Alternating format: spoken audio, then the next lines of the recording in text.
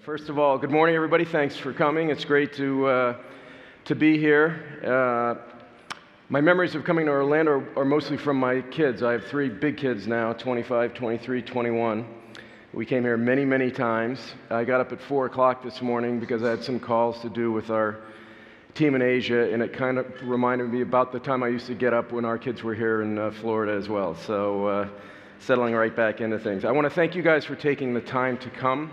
I know it's a huge investment of time from you, and we're really looking for your inputs on ways that we can serve you better, and I know there's a lot of room for improvement on our part in that regard.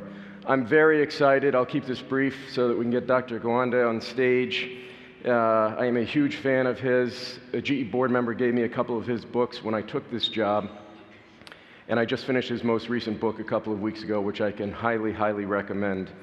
He's a tremendously clear thinker about the healthcare industry, so there's a lot of complexity in our industry, but he has a great knack for synthesizing that, and I'm sure you'll get a lot of that today. I really want to leave you just 3 simple messages this morning. One is GE's commitment to the healthcare space. The second is our commitment to you specifically. And then thirdly is our commitment to the healthcare IT business. It's a key part of our future. It's a key part of our strategy. It's an area that we want to invest and grow, and we'll continue to do that. I just start by talking about healthcare in the GE context and put it in the perspective of some of the things that you've been seeing GE doing lately. The role I was in prior to this job was the head of the M&A for GE Company. I was working for our CEO, Jeff Immelt, for the last 2 years directly. And that's a role really where you spend a lot of time working on what the future shape of the company is going to be, what's in, what's out.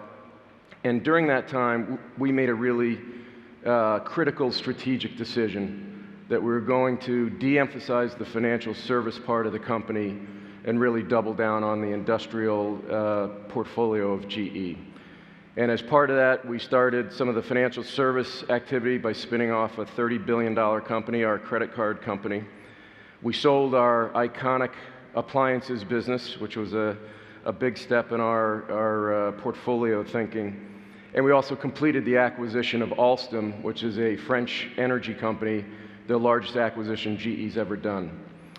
We also made some other acquisitions in the healthcare space. So we bought Jan Reference API, we bought that company and some life science assets, so almost $1.5 billion of acquisitions in the healthcare space in the last year. And you may have seen in the last couple of weeks that we've really amplified this strategy with our announcement to sell largely the rest of GE Capital. So when all these actions have been completed, the GE Capital actions, the Alstom acquisition, et cetera, we're going to be getting about 90% plus of our earnings from the industrial portfolio compared to about 50% over the last couple of decades. So we fundamentally have redefined the strategic shape of the company. And in doing so, our number one commitment strategically, publicly, to investors, to analysts, to our employees, is to grow the industrial portfolio. And healthcare has a big role to play there. I would just say, in that context, we are a large, profitable segment of the GE portfolio, and literally, mathematically, the GE company objectives cannot be met without growth coming out of our healthcare business. So it's a key focus and priority for us. When I took the assignment from Jeff, and I asked him, what are your expectations? What do you want me to be doing in this healthcare role? He gave me a simple one-word answer, which was more, which was, I think, clear and to the point and relatively brief guidance. I think people tend to think when you get these assignments that someone hands you a secret folder with all the plans in and the plane ticket and go to healthcare, please. But it was a simple, just more. We need more growth. We need more customer focus. We need more IT. But the bottom line, I think, is, we're out there publicly talking about the industrial business, talking about healthcare, and we have a very strong mandate to grow that. I have a particular connection with Jeff on this more concept. Some of you may know he was the CEO of the healthcare business before he became CEO of GE company. So I'm highly cognizant that I'm running the family business. He reminds me of that frequently, but I also know he has a very personal desire for this business to grow and flourish. So that's the bottom line for GE Healthcare in the context of GE company overall. Before I talk about the IT business, I wanted to spend a little time just talking with you about our commitment to you. Now, I joined this business, I don't have a traditional healthcare background, and I've really wanted to spend my time learning and understanding the business from your perspective. So I have spent a ton of time on the road, virtually all of my time on the road. This is the last day of a 3-week trip for me personally. I wanted to spend time walking in your shoes, understanding the world from your perspective, not from our perspective. And so I've seen, heard, learned a lot of things from you around the world. It's been an incredible experience for me. I could talk about a number of different aspects in that regard, but I'd say there's really 3 basic things that keep coming back to me from my customer interactions. The first is one of the incredible things about this industry is the passion that you have for the healthcare business, the passion you have for serving patients, the passion around the quality and impact that you can have. GE is a multi-industry company. I've encountered many, many different industries in that context. This is a very unique industry. I mean, we have the good fortune to work in an industry where we can not only have our professional aspirations and challenges, but we can also make an impact in the lives of people in our communities, in our families, our friends, around the world. And that is really a reason to get out of bed in the morning. So it's just that passion coming from you for the business, for the patients, for the communities. That's something that's infectious. I can feel it every single day that I'm out there, and it really drives us and motivates us to be the best we can be for you. The second thing I would say is the rate of change and how incredible the rate of change is. So I know there have been huge changes in the last decade, in the last few years. That's accelerating. I see it more and more and more. And in the first 10 days that I was in the job, I met with a number of CEOs in a forum of large U.S. healthcare systems. These are big, big, big healthcare systems. And we had a session facilitated by a Boston Consulting Group partner, and he started out saying, hey, imagine, sit back and imagine the world in 2025. And he was sort of pausing, getting everyone to think that way, a little nervousness. And finally, one of the CEOs says, I don't know if I'm going to be here in 2025. I don't know if we're going to exist in 2025. And there was a little bit of a chuckle from the other CEOs, but I could tell it was a comment that had been a little bit too close to home. And I was struck right then thinking, if these people in these roles have this level of anxiety about the rate of change, I can only imagine how that might feel across the whole system. And then the third comment I get back as a result, I think, of that change, that rate of change and that transition, is that customers want a trusted partner to deal with. They want somebody at their side helping them. I think on one level they clearly want our technology, they want best practices, et cetera, from around the world. But beyond that, they really want us to listen, genuinely listen to them. They want quality products. They want those delivered on a timely basis. I know those have been issues here. We need to address those for you. They don't expect us to have a silver bullet for everything, every single issue they have, but they genuinely expect us to listen. They genuinely expect us to develop products with your input. They genuinely expect incredible service. And they just fundamentally expect that we're going to understand and work to solve their problems and not look at them as a way to solve our problems. And I think for me that's fair enough.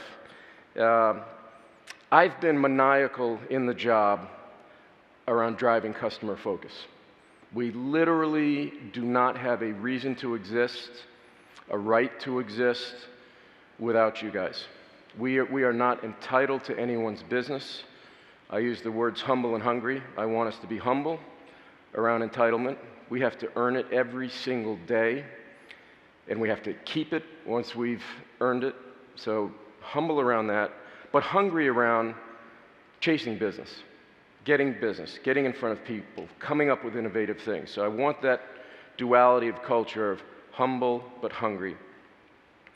We have a set of company beliefs, and the first one, it's a set of 5, I won't go through them all, but the very first one, this is at a GE company level, is customers determine our success. And that for us is just a basic statement of fact, and it's the organizing principle of everything else we do here. So again, I think on the customer feedback, passion, rate of change, trusted partner, those are the messages I keep hearing over and over again. The last thing I'd just say is talking about our healthcare IT business in that context of GE's industrial portfolio, GE Healthcare, your need for a partner. And when I look at our overall healthcare business, it's an $18 billion business. We have 55,000 employees. We do business in over 100 companies around the world. So it's a large, interesting, fun place to work. But there's 3 basic components to it. One is our core traditional diagnostic imaging business that you're familiar with, CT, X-ray, MR, those types of things. Second one is our healthcare IT business. And the third one is our life science business. So there are some things we can do better to run the core traditional business, the imaging business. But at the end of the day, we will do those things, we can do those things, it's important. But if we're just shipping boxes to people around the world, we're dead. So that's an important part of our legacy. It's important that we keep investing in the technology, but we cannot be a device company. We cannot be a box company. You guys live in an outcomes world. You need solutions in an outcomes world to help you survive and thrive in that environment. And the solutions all come down to data, analytics, connectivity, algorithms that drive behavioral change.